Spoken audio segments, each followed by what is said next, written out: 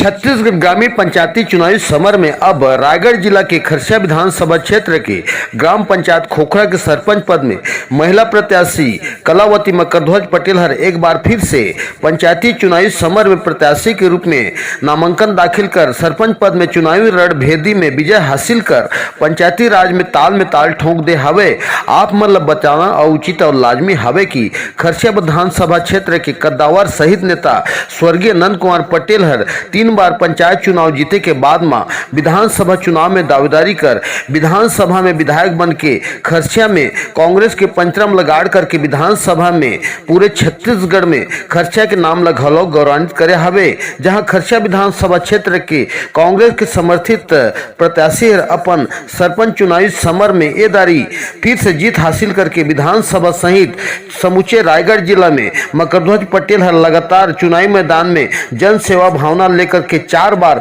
प्रत्याशी के रूप में नामांकन दाखिल करिस हवै। जहां ग्राम पंचायत खोखरा में मतदाता मन के भरोसा में हमेशा भरपूर समर्थन आशीर्वाद प्राप्त कर ये दारी घलो कलावती मकरध्वज पटेल हर जन जनता के विश्वास में चोखा साबित होए हवे। एक बार फिर से सरपंच पद में प्रत्याशी बन के अपन गरिमा निर्वहन करे के दायित्व में खरा साबित होए हवे। जहां मतदाता मन के घर घर जाकर के धन्यवाद और आभार घलो जतावत हवे।